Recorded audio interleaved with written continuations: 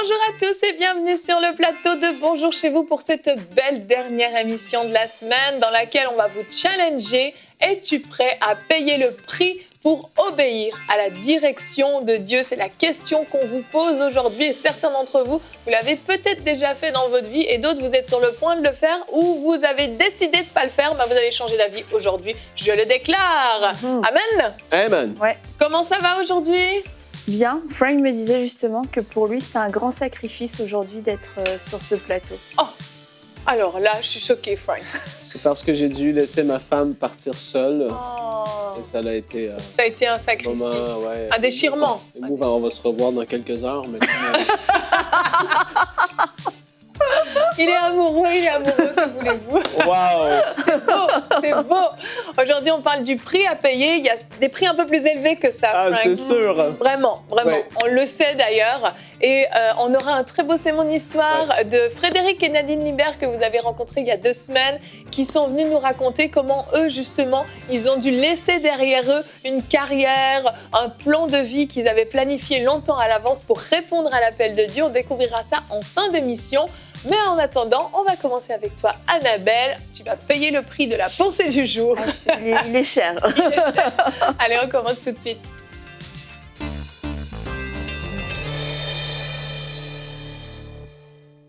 Quand on parle de la volonté de Dieu, faire la volonté de Dieu, on ne peut pas enlever le concept de l'obéissance parce que Dieu a des plans qui sont largement supérieurs à nos plans. Il a des idées pour notre vie, des projets pour notre vie qui ne correspondent peut-être pas à ce que nous avions prévu. Et c'est là que l'obéissance va entrer en jeu parce que est-ce que je vais faire ce que Dieu m'appelle à faire ou alors est-ce que je vais faire ce dans quoi je me sens à l'aise, ce que j'aime faire, en tout cas ce que je pense aimer faire, ce que je pense qui va m'amener à la réussite ou au succès. Et ce sont des décisions qui se prennent. Il y a des grandes décisions, c'est sûr, dans le plan de Dieu, au niveau de nos études, au niveau de notre travail, de la localisation, là où on va vivre, de la personne avec qui on va se marier. Et quelquefois, le prix à payer nous semble extrêmement dur. J'ai fait 10 années d'études pour un travail et maintenant, c'est maintenant, Seigneur, que tu m'appelles au ministère, alors que j'ai fait toutes ces études. J'aime cette personne de tout mon cœur. Je me suis fiancée et là, maintenant, tu me montres que ce n'est pas la bonne personne, que je devrais renoncer à cette personne pour suivre ton plan. Le prix me semble tellement lourd à payer. Et c'est vrai qu'aujourd'hui, le prix est lourd à payer. Mais souvenez-vous, Dieu est bon. Dieu a formé des projets de paix et non de malheur. Alors quand Dieu nous demande de renoncer à quelque chose, lorsque Dieu nous dit « va et vends tout ce que tu as » comme ce jeune homme et qui repart tout triste parce qu'il n'a pas entendu la promesse d'après que celui qui me suivra recevra au centuple sur cette terre et dans la vie à venir. Le jeune homme n'a pas pu entendre cette promesse, mais aujourd'hui, je veux vous le dire, alors que tu es sur le point de renoncer, alors que le Seigneur t'a donné cette parole très claire, renonce, abandonne, change de chemin pour ce que tu es en train de faire en ce moment, sache que tu recevras au centuple. Sache que c'est la bénédiction qui est au détour de ce choix. Sache que Dieu a prévu des bons projets pour toi, que Dieu est bon. Dieu ne te demande pas de renoncer à quelque chose juste pour te faire souffrir, juste pour t'enquiquiner. Non, il te demande de renoncer à cette chose parce qu'il a beaucoup mieux pour toi. Alors aujourd'hui, fais-lui confiance. Et j'ai entendu cette phrase qui m'a beaucoup bénie et que je me répète souvent, les plans de Dieu nous coûtent aujourd'hui mais payent plus tard. Nos plans paye aujourd'hui, mais nous coûte plus tard. Et personnellement, je vais vivre toute ma vie avec le Seigneur. Je vais accomplir tout ce qu'il a pour moi. Alors, je suis prête aujourd'hui à payer le prix pour que ce prix puisse me rapporter plus tard à cause de l'obéissance que je sème aujourd'hui. Amen. Ah, c'est sûr, hein, ça rapporte plus tard. Et en fait, quand on doit payer le prix, quand on doit se sacrifier, quand on doit renoncer à quelque chose, comme tu le disais, c'est tellement lourd, c'est tellement déchirant. Puis on se dit, on voit juste ce qu'on est en train de laisser. On voit pas plus loin. On n'arrive pas à avoir la compréhension de ce que Dieu nous prépare plus loin. On voit juste cette chose qu'on doit délaisser. Et c'est vraiment un déchirement dans certains cas, comme Frank quand il a dû se séparer de sa femme il y a quelques heures. C'est un déchirement. L'impression que tu me prends pas au sérieux. Non. C'est pas vrai. Vas-y, quitte le plateau. Je retourne voir ma femme.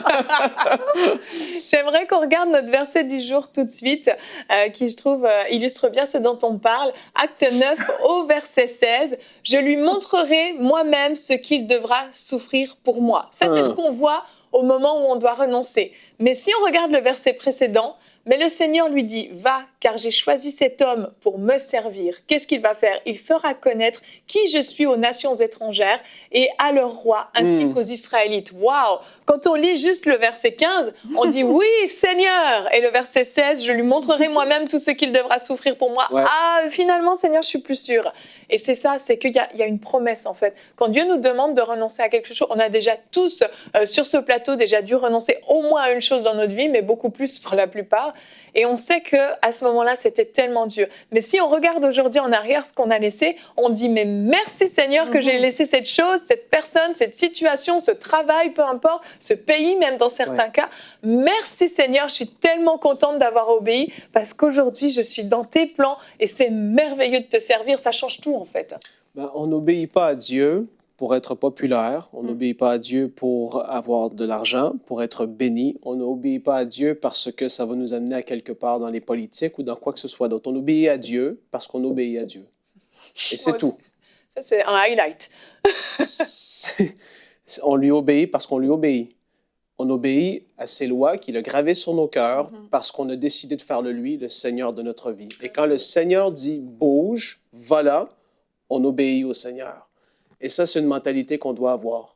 Quand tu penses aux disciples d'autrefois qui ont sacrifié leur vie, qui se faisaient arracher le cœur de leur corps, mais je suis sérieux, pour leur foi, à cause qu'ils refusaient de fléchir le genou devant des idoles et on se dit, mais nous, des fois, les sacrifices qu'on demande à faire, je ne les minimise pas. Un sacrifice, c'est un sacrifice pour Dieu. Et tout ce qu'il préfère et tout ce qu'il veut, c'est qu'on soit obéissant. Vivez ayant la mentalité comme Paul le fait. Paul se rappelait et il l'écrivait aux églises, disant, je sais la gloire qui m'est réservée, je sais ce qui est devant moi, je sais ce qui va arriver. Et même qu'il disait, je préfère partir tout de suite parce que souffrir toutes ces choses, c'est nul.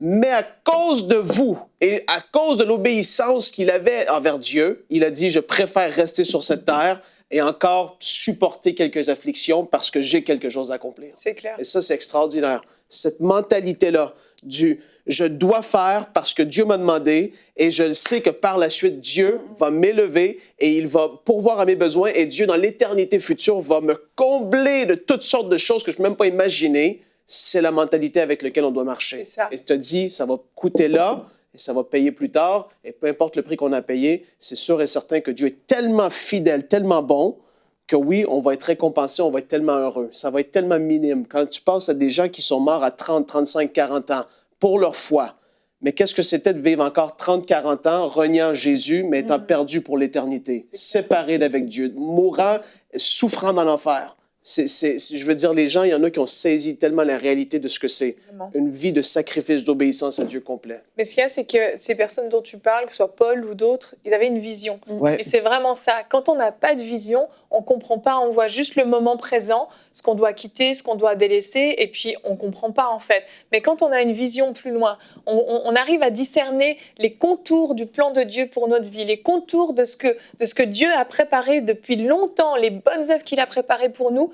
On se dit, quoi qu'il en soit, je suis gagnant, même si ce n'est pas sur cette terre. Ouais. C'est dans l'éternité. Et l'éternité est bien plus importante que ces quelques années sur cette terre. C'est quoi? C'est des grains de poussière comparé à l'éternité. Quand on a cette vision-là, on comprend qu'on n'est plus là pour nous-mêmes. On ne vit pas pour nous-mêmes, on vit pour le servir. Si le Seigneur ne nous a pas repris le jour de notre nouvelle naissance, c'est parce qu'il avait besoin de nous sur cette terre pour faire des choses pour son royaume. Et quand on comprend ça, on se dit, OK, je suis en mission.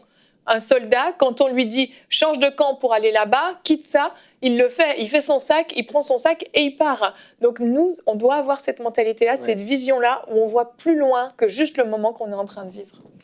Avec Jérémy, dans les premiers enseignements qu'on a reçus, le prix à payer était quelque chose qui ressortait beaucoup. Et moi, je me souviens, dans mes premières années de vie chrétienne, j'avais une très forte conscience du prix à payer. Mais limite, ça m'angoissait, tu vois. Mais quelque part, ça dépose quelque chose de bon parce que, comme tu dis, je suis rentrée un peu avec une mentalité de soldat, parce que je me suis dit, là, tu as donné ta vie à Jésus, ta vie ne t'appartient plus. Et bon, je veux dire, ma mentalité n'était pas parfaite, dans le sens où je pense qu'il y avait un peu de peur, et puis pas la révélation totale de la bonté de Dieu, mais quand même, ce qui était bon dans ça, c'est de se dire, ma vie ne m'appartient plus. Alors maintenant, s'il me demande d'aller, je sais pas trop où, je vais y aller. Et puis, mais je croyais qu'il fallait tous qu'on vive un peu de façon extrême. Mais après, j'ai lu autre chose, c'est Watchman Nee, je pense, qui disait: tous les serviteurs de Dieu ne seront pas appelés à souffrir de la même façon, en tout cas, mais tous doivent avoir la mentalité de la souffrance, dans le sens être prêt à souffrir pour Christ. Si un temps de persécution arrive dans mon pays, si je fais face à un choix déchirant, qu'est-ce que je vais choisir? Et d'être juste prêt à ça, d'avoir cette disposition, et pas de vivre une vie chrétienne totalement égocentrique et égoïste, où Dieu me donne, je me sers. C'est me rappeler régulièrement, j'ai donné ma vie au Seigneur, il a donné sa vie pour moi, ma vie ne m'appartient plus. Et aujourd'hui, plusieurs sont dans une zone de confort parce qu'ils servent le Seigneur à leur façon, ils sont bien, ce sont des gens bien, mais le Seigneur vous appelle à sortir de votre zone de confort et à remettre votre vie sur l'autel comme vous ne l'avez pas fait depuis des années. Et on le fait au début de notre vie chrétienne, et puis après on rentre dans une espèce de routine, mais c'est le temps aujourd'hui de remettre votre vie sur l'autel, parce que le Seigneur veut vous faire part de projets qui dépasse largement votre intelligence, qui dépasse votre salaire, qui dépasse votre travail, qui dépasse votre petite routine depuis quelques années. Et c'est là où quelquefois aussi c'est plus difficile de se remettre, dans le truc. Mais oui, d'avoir tout le temps conscience, Dieu peut me parler n'importe quand, et Dieu peut changer la trajectoire de ma vie quand il le veut, s'il le veut, parce que il y a un but aussi derrière. C'est trop fort, le fait c'est comme de s'armer de cette mentalité-là. J'aime tellement ça, Annabelle, ce que tu as dit. Et Evelyne, je voudrais qu'on prie pour les gens. Oui. Et pour vous à la maison, vous êtes peut-être plus jeune, vous avez dans la vingtaine, 18, 19, 20 ans, vous avez des décisions à prendre, et vous savez que Dieu vous a déjà parlé. Donc, vous êtes déjà plus avancé, mais il vous a parlé, et vous savez que vous devez faire un demi-tour, et il n'est jamais trop tard, parce que Dieu n'a pas changé ses projets pour vos vies. Et Seigneur, on veut prier en ce moment, afin que tous ceux et celles qui ont détourné, qui se sont égarés de ta volonté et des projets que tu avais préparés pour eux, nous prions pour eux afin qu'ils prennent cette décision, qu'ils puissent s'armer, comme Annabelle le dit, de cette mentalité de même si je ne vais pas souffrir, je suis prêt à le faire, Seigneur, parce que c'est ce que tu me demandes de faire, c'est d'être obéissant jusqu'au bout, peu importe le prix. Je prie que tu les fortifies. Je prie que les jeunes gens, Père, qui ont des décisions à prendre pour leur couple, leur fiancé, ceux avec qui ils vont se marier, je prie qu'ils puissent être obéissants à ta voix, même si ça semble coûter là.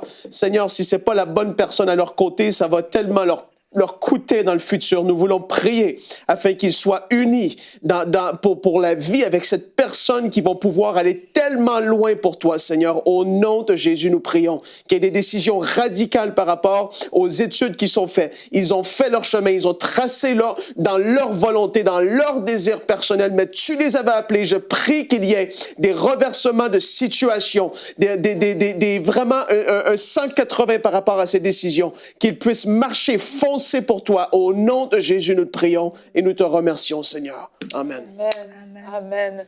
Et je veux appuyer la prière de Frank. Certains d'entre vous, parmi les plus jeunes qui nous écoutez, vous avez vraiment des relations auxquelles vous devez renoncer. Pas forcément que des relations de couple, certains d'entre vous c'est ça, mais d'autres c'est des relations amicales aussi. Vous savez à quoi vous devez renoncer. Faites-le, obéissez à ce que Dieu a prévu pour vous. On va enchaîner maintenant avec le beau témoignage de Frédéric et Nadine Libert. Et on se retrouve pour la rubrique C'est mon histoire. Aujourd'hui, j'ai le grand plaisir de recevoir Nadine et Frédéric Libert qui sont pasteurs à l'église La Chapelle à Montréal. Bonjour à tous les deux. Bonjour. Ça va? Oui, très bien. Ça va très bien. Et toi? Ça va très très bien, merci. Je suis très heureuse de vous avoir ici sur ce plateau. Vous allez nous raconter une partie de votre vie, une bonne partie quand même, parce que la plus importante au fond, puisque c'est celle à partir du moment où vous êtes rencontrés jusqu'à aujourd'hui. Vous allez nous raconter comment Dieu a vraiment changé la trajectoire de votre vie. Vous aviez certains projets, certains plans d'avenir, certains plans professionnels et finalement Dieu en a décidé autrement, puisque d'ailleurs vous êtes pasteur aujourd'hui, il n'y a pas trop de suspense de ce côté-là, mais on va voir comment vous êtes arrivés à là. Et vous étiez tous les deux en Belgique à ce moment-là, en études de droit, et c'est là que vous vous êtes rencontrés. Nadine, tu as rencontré Frédéric qui ne connaissait pas encore le Seigneur à ce moment-là. Oui, exactement. Donc, on était dans nos études de droit. Donc, je l'ai rencontré. Il ne connaissait pas le Seigneur. Et nous, on n'avait pas d'objectif d'être dans le ministère, vraiment loin de là. Et moi non plus, en fait, finalement, lui non plus. Et donc, du coup, j'ai commencé à avoir un fardeau que Dieu a placé sur mon cœur un peu plus tard de présenter, en fait, l'évangile à Frédéric. Donc, petit à petit, en fait, le fait de présenter l'évangile a fait son chemin, en fait, dans le cœur de Frédéric. Et je lui ai laissé un peu raconter cette histoire-là parce que c'est l'histoire... la grande histoire, ça commence par là. C'est la grande histoire de la vie quand même, de la conversion. Voilà. Comment ça s'est passé, Frédéric? Donc moi, au début, j'avais rien contre Dieu, dans un sens. Mais c'est sûr que ma vie n'avait rien à voir avec ce que Dieu voulait pour ma vie. Je faisais vraiment n'importe quoi. Je sortais beaucoup, toutes les nuits, j'étais à gauche, à droite. Je faisais 36 choses qui ne sont pas vraiment recommandables, dirons-nous. C'est joliment Sans rentrer dans les détails, bien entendu. Et Nadine a commencé à me parler de Dieu. Mais ce que j'ai apprécié beaucoup, c'est que ce n'était pas un discours qui condamnait. C'était juste de parler de Dieu, dans l'amour de Dieu, qui il était, m'en dire plus sur Jésus. Parce que si je dois remonter un peu en arrière, quand j'étais petit, j'avais fait un petit coin dans ma chambre que j'avais appelé le coin religieux. Et je mettais des icônes. Mon père m'avait acheté des icônes dans des abbayes. En Belgique, j'avais aussi Saint, je sais plus quoi, que j'avais trouvé sur un marché, un petit truc en métal comme ça. Okay. J'avais mis là, et pour moi, c'était le coin religieux. Wow. Donc c'est comme si, au fond de moi, mon âme cherchait Dieu. Oui. Mais au moment où Nadine a commencé à m'en parler, je me disais pas que j'étais en recherche de quoi que ce soit, honnêtement. Donc, elle a prié pour moi. Elle était vraiment persévérante dans la prière. Et puis, c'est sûr que c'était un processus. C'est ça, ça a été un processus qui vous a emmené jusqu'en Australie. Donc, ça a été un processus quand même assez long. Ça a pris quasiment 3 ans en tout. Exactement, c'est ça. Et vous êtes partis en Australie pour continuer les études, c'est ça? Oui, c'est ça. On avait décidé de continuer nos études, approfondir l'anglais à la base. Et puis, finalement, on a fait une maîtrise là-bas. Wow. Et donc, là-bas, justement, Frédéric a accepté le Seigneur. Donc, on a commencé à fréquenter une église là-bas de manière régulière et à grandir aussi dans notre foi. Oui, c'est ça. Parce que toi-même, tu n'étais plus forcément très, très attaché au Seigneur pendant cette période. Donc là, vraiment, vous êtes tous les deux... ça a comme rallumé un feu, en fait, en toi, le fait de lui parler du Seigneur. Et puis finalement, vous êtes impliqués dans cette église locale, mais toujours avec une vision de travailler dans le domaine juridique, dans les affaires. Vous ne pensiez pas du tout être pasteur un jour, servir Dieu. Ah non, pas du tout. C'était pas quelque chose qu'il y avait dans notre pensée. Je veux dire, pour nous, en tant que chrétiens, tout le monde doit servir. Donc, c'est pas parce que tu sers ou que tu t'impliques forcément que tu vas devenir pasteur. Tout à fait. C'était vraiment un appel. Et puis, on ne pensait pas forcément avoir cet appel-là. Donc, quand on était en Australie, on allait à l'église. Et puis, en fait, à la fin, on a terminé quand même cette maîtrise, en fait, simplement de droit. Donc, on est retourné en Belgique. Et c'est là qu'on a vraiment commencé à s'impliquer beaucoup à l'église. On s'est mariés. Vous faisiez quoi Oui, vous êtes mariés entre-temps quand même. Oui, quand même. C'était un petit détail que... Petite parenthèse. C'est ça, dans toute cette histoire, finalement. Vous serviez dans quel domaine dans cette église? Tout. Tout ce qu'on pouvait faire pour aider, en fait. C'est ça. Donc, on servait vraiment dans tout, en fait. Je ne sais même pas comment on est arrivé là, mais tout simplement, le pasteur, il nous demandait certaines choses, que ce soit de la traduction, que ce soit de coller des timbres, ce genre de choses. Et on le faisait avec beaucoup de joie. Et puis, je me souviens, des fois, on faisait des moments, des campagnes d'évangélisation. On allait un peu dans des coins reculés, puis on allait évangéliser. Puis, on aimait ça. On se sentait vraiment comme les premiers chrétiens. Là, ouais, c'est clair. Et on était vraiment en feu, quoi. Ouais, vous étiez super zélés. Oui, c'est ça. Et à un moment, vous avez senti que la saison pour la Belgique était terminée. C'est quoi? C'était une conviction qui est venue dans votre cœur? Oui, c'est ça. C'est vraiment une conviction qui est venue dans notre cœur, mais encore là, c'est pas du tout par rapport au ministère, hein. On a juste senti, ok, ben, c'était la fin. Puis on aimait bien ce qu'on faisait, on aimait bien être en Belgique, on aimait bien être dans notre église. D'ailleurs, c'était un déchirement aussi de partir de cette église-là. Puis notre pasteur, il nous aimait vraiment beaucoup. Puis c'est comme, bon, ouais, je vous aime, je peux pas vous retenir et tout, mais bon, voilà, je comprends que Dieu vous appelle. Et puis donc, du coup, on a décidé d'ouvrir plusieurs portes, en fait, de lancer plusieurs C'est CV. ça, parce vous que saviez pas où vous deviez aller, vous avez juste eu cette conviction, la Belgique c'est fini, et là vous avez commencé à envoyer des CV un peu partout, même au Soudan, c'est ça? Oui, Ouais. bon, ça, C'est c'est pour un peu Fred, hein. fou, hein. Tais-toi, Il côté compte y aller. missionnaire, un peu. C'était un poste à l'ONU, Soudan du Sud. Ouais. Donc j'avais audacieux. plus ou moins le profil, mais c'était peut-être moins que plus, je sais pas. En tout cas, j'ai Apparemment, jamais eu de retour. Donc... C'était pas le plan de Dieu. C'était pas le plan de Dieu, nous dirons ça. Et finalement, c'est où que la porte s'est ouverte alors? Bah, c'était au Canada, justement. En moins de 2 semaines, on a eu cette porte ouverte. On a eu tous nos papiers pour venir. Donc, on s'est dit, OK, on va y aller. En plus, au départ, c'était pas du tout. On se disait pas, on va venir à Montréal. On s'était dit, on va aller au Nouveau-Brunswick. Et puis, dernière minute, en fait, ça a complètement changé. Puis, je sais même pas pourquoi. C'était comme une réflexion. Puis, finalement, je pense que c'était juste Dieu. Et on a atterri, en fait, à Montréal. Donc, vous arrivez à Montréal pour finalement suivre une voie professionnelle, c'est ça l'idée, pensant que Dieu a ouvert la porte quand même, mais sans vous dire je rentre dans l'appel de Dieu en venant ici au Québec. C'est pas ça l'idée. Par obéissance, Oui. une conviction d'aller au Québec. Donc oui, on a suivi ça, mais sans savoir en fait Oui. ce qui allait se passer. Et qu'est-ce Ouais. qui se passe justement au Québec? Bah, c'est ça. Bah, en fait, on travaille, pas dans on travaille dans le séculier. Et puis, en fait, on est plus ou moins satisfait, je pense. Mais au plus le temps passe, on sent quand même qu'on est appelé à faire plus, en fait, pour Dieu dans le ministère. On commence très tôt, en fait, à servir dans la première église dans laquelle on est arrivé ici à Montréal. Et on fait, en fait, comme on faisait de l'autre côté, tout simplement. Il y a le pasteur qui est là, puis il nous demande de faire quelque chose. Et puis on est là, OK, on va le faire. Et donc, on se retrouve à être là, mais 3, 4, 5 fois semaine dans cette église à servir. Et on a énormément de joie à le faire. Mais jusqu'à ce moment-là, on ne se dit pas forcément qu'on est appelé à être dans le ministère, quoi. Pour nous, ça reste toujours la même chose. On a fait nos études en droit, on aime les affaires, on va faire des développements d'affaires, on va accompagner des gens en affaires, mais on ne va pas être pasteur. C'est ça. Et finalement, l'Église rencontre certaines difficultés, etc. C'est le moment de votre départ de cette Église. Oui. Et vous rejoignez l'Église La Chapelle, qui est à peu près à ses débuts à ce moment-là, en tout cas qui n'est pas comme elle est aujourd'hui. C'est sûr, ouais. Et vous rejoignez l'équipe. Et qu'est-ce que vous faites dans cette Église? On pose toujours la même question. Qu'est-ce qu'on peut faire pour aider? Vous avez un super bon cœur, hein. Et là, vous vous impliquez de nouveau dans tout.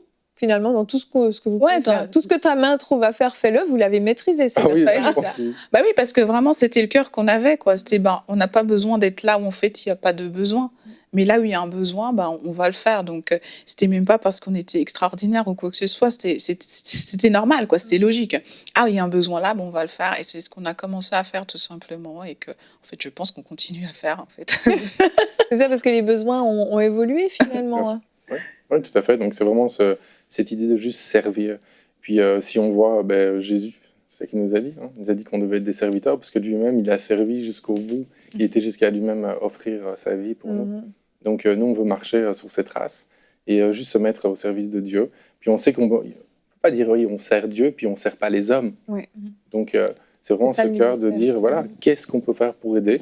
Et puis, c'est vrai qu'avec le temps, il y a d'autres choses qui ont pu s'ouvrir comme responsabilité dans l'Église, mais pour nous, ça reste que, voilà, on est là, on sert, et puis C'est on fait ça. ce qu'on peut pour aider. Voilà. C'est ça, et au point où finalement vous faites partie de l'équipe pastorale, vous êtes vraiment à temps plein, donc il a fallu renoncer aussi à cette carrière professionnelle. Ça a été difficile de lâcher tout ça ou pas?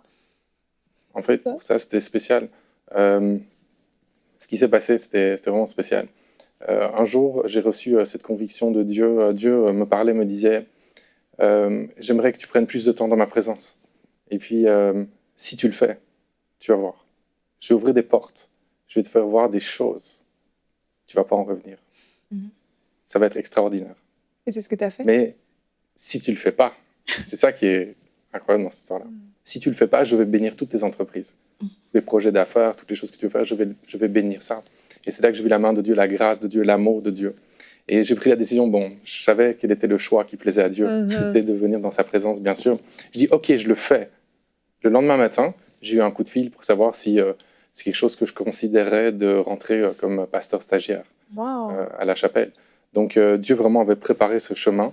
Et au moment où il y a eu la transition entre travailler, donc moi j'étais directeur en développement d'affaires, entre ce moment-là et le moment où j'étais ministère temps plein, il y a eu vraiment le plaisir, la joie de trouver un contrat qui était à 100 quand j'ai commencé. Ça diminuait, ça diminuait, ça diminuait. Et la joie, le désir de servir Dieu dans l'Église, ça montait, ça montait, ça montait, jusqu'au moment où, juste avant de rentrer dans le ministère temps plein, j'ai eu un contrat qui était environ 500 000 $. Mais quand le contrat est venu, ça t'a rien fait? Mais vraiment rien du tout. Je dis, ah ben oui, merci Seigneur, mais je suis pas comme, génial. Non, pas du tout. Donc Dieu avait préparé tout ça, donc c'était pas une transition qui était lourde ou difficile. C'est ça, ton cœur s'est détaché petit à petit, en fait. C'était logique, quoi. Ok, c'est sûr, c'est le next step, là. Wow. Et pour toi, Nadine, comment ça s'est passé? Non, mais c'était ça, ça devenait vraiment une conviction, quoi. Pour nous, ça devenait l'évidence. Je pense que Dieu nous avait vraiment placés dans un contexte pour nous faire comprendre que, tu vois, en fait, les gens le voyaient en nous. Les gens nous parlaient, parfois, ils disaient, oui, mais toi, tu vas être pasteur, ou toi, c'est ça. Mais nous, on était comme, non, non, non, non. Mais à un moment, je pense que Dieu, c'est juste révélé. On a dû accepter ça. Pas qu'on ne voulait pas, mais que pour nous, ça faisait juste pas de sens à ce moment-là, simplement. C'est ça. Mais quand c'était le bon moment, on a dit oui, justement. Ah ouais, ça fait maintenant combien d'années que vous êtes impliqué comme ça en tant que pasteur à la chapelle? Ça fait 5 ans. Ça fait 5 ans, donc c'est 5 belles années. Et Frédéric, avant qu'on laisse nos amis à la maison qui nous suivent, tu avais vraiment à cœur de pouvoir encourager ceux qui sont peut-être sur le seuil de la porte, mais qui n'osent pas la franchir. Oui, vraiment, parce que c'est pour ça qu'on a décidé de partager notre histoire. C'est pas pour dire, regardez, super, notre vie, etc. Non. C'est pour vraiment dire à quelqu'un qui nous écoute aujourd'hui, tu sais que Dieu t'appelle à faire quelque chose, fais-le. Et en fait, il y a toujours cette crainte, ouais, mais si je le fais, qu'est-ce que je vais perdre? Qu'est-ce qui va se passer? Non, mais c'est juste de le faire. Parce qu'en fait, notre sécurité, c'est d'être là où Dieu nous veut. Parfois, on est bloqué, on dit, ma sécurité, c'est parce que je suis ici, là, je suis bien. Non, mais en fait, je vais te dire même plus, tu es en danger quand tu restes quelque part, mais Dieu te veut ailleurs. Et même là où tu étais une bénédiction, tu peux devenir une malédiction en restant là où tu es, alors que Dieu te veut ailleurs. Donc je parlais à quelqu'un, dire fais-le. Fais-le. Peut-être tu vas déménager, peut-être tu vas commencer un nouvel emploi, peut-être c'est un projet d'entreprise, mais fais-le. Si tu sens que c'est Dieu qui est derrière ce projet, fais-le, parce que c'est là que tu trouves l'équilibre, la joie, le bonheur, et que tu es utile surtout pour le Seigneur. Amen, amen. Merci à tous les deux d'être venus nous raconter votre histoire et on vous souhaite encore autant d'années vraiment de plaisir pour la suite de votre vie. Merci beaucoup. Un très beau témoignage qui nous montre certains qui ont dû payer un prix. En l'occurrence, pour eux, c'était leur carrière, leur plan de vie, mais certains d'entre vous, c'est d'autres choses. Et je crois que vous avez été interpellés par cette émission. Et pour terminer, je veux juste vous rappeler que Dieu ne vous demandera jamais de détruire votre famille, votre couple, pour lui obéir ou pour le suivre. On reste en accord avec la parole de Dieu, même quand on paye le prix, même quand on obéit, et particulièrement quand on obéit. Merci à tous de nous avoir suivis. On se retrouve la semaine prochaine. Je vous souhaite un merveilleux week-end. Soyez bénis. Bye bye.